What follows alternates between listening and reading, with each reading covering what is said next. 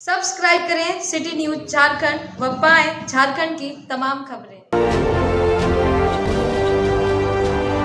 आज राष्ट्रीय ओबीसी मोर्चा के जिला अध्यक्ष अजीत मेहता ने अपने आवास पर प्रेस को संबोधित करते हुए कहा कि ओबीसी के साथ सरकार सौतेला व्यवहार कर रही है। मात्र एक सीट की वजह से पूरे राज्य के नगर निगम का चुनाव टल गया। इससे साफ जाहिर होता है कि सरकार विकास की बाधक है। कहा, हेमंत सरकार व उनके तमाम सहयोगी ओबीसी विरोधी हैं। आने वाले चुनाव में ओबीसी मोर्चा सरकार को सबक सिखाने के लिए तैयार है। सबसे पहले आपको हम धन्यवाद देते हैं कि अपना कीमती समय निकाल के हमारे पास आए हैं। खासकर रांची नगर निगम एक सीट को मतलब एसटी के लिए पूरा झारखंड के शहर का विकास के बाधक बने हमारे मुख्यमंत्री जी, क्योंकि चुनाव होनी चाहिए थी। लेकिन और खासकर ओबीसी की बात आती है तो झारखंड के ओबीसी के एक तरह से कहा जाए कि कलेजा पर पैर रख के उन्होंने चुनाव कराने का काम किया है। और ओबीसी विरोधी सरकार है और ओबीसी जितना भी हम लोग उनका निंदा करें कम ही होगा। खासकर एक एसटी की सीट खातिर पूरा झारखंड के पूरा भारत के सलाहकार आज झारखंड पहुंच गए और उसको चुनाव कैंसिल कराने का काम किया। पंचायत चुनाव में हम लोग आंदोलन कर रहे थे, उन्होंने सुप्रीम कोर्ट का जो डिसीजन था उसमें उन्होंने शपथ पत्र दायर किया। उसमें यह स्पष्ट लिखे थे कि अगला कोई भी चुनाव होगा उसमें हम ट्रिपल टेस्ट कराकर ओबीसी के आरक्षण देकर ही हम अगला चुनाव कराएंगे।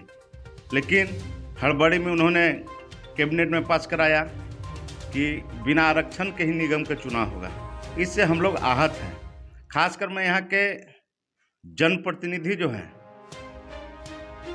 जो झारखंड के आपका विधायक हो, सांसद हो, आपका सरकार में हो या विपक्ष में हो, एक तरह से कहा जाए कि उनको शर्म आनी चाहिए कि एक सीट खातिर पूरा चुनाव रुक सकता है।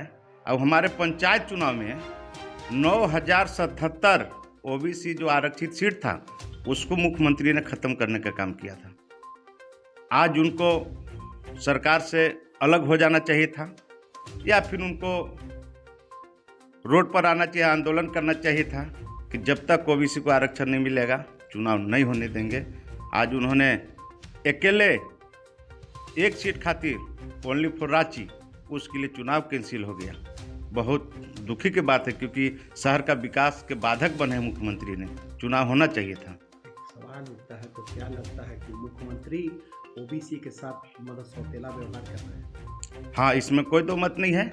आज ओबीसी विरोधी सरकार ही है, हेमंत सरकार नहीं।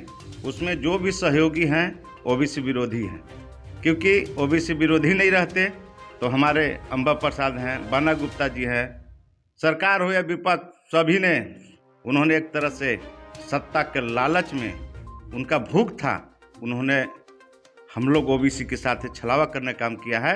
और चुनाव में उन्होंने एक ओबीसी के बहाना रोना रोते हैं और जीत के जाते हैं। तो क्या माने, हमें अपनों ने लूटा, गैरों में कहा कि दम था, मेरी किस्ती वहाँ डूबी जहाँ पानी कम था। सही बात है कि हमारा जहाँ किस्ती डूबी वहाँ पानी कम था।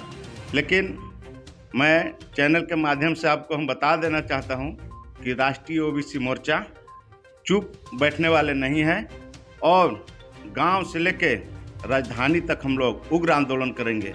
इसका जो भी क्षति होगा मुख्यमंत्री जी खुद समझेंगे, क्योंकि बिना ओबीसी के बिना पलामू नहीं पूरा झारखंड का सरकार नहीं चल सकता है। और ओबीसी को आरक्षण नहीं मिला तो दोबारा वो सत्ता में आएंगे कि नहीं, आप भी जानते हैं, हम भी जानते हैं, क्योंकि हम लोग का 62% कुछ पूरा झारखंड में ओबीसी का संख्या है। अब पलामू में तो 83% 4 है।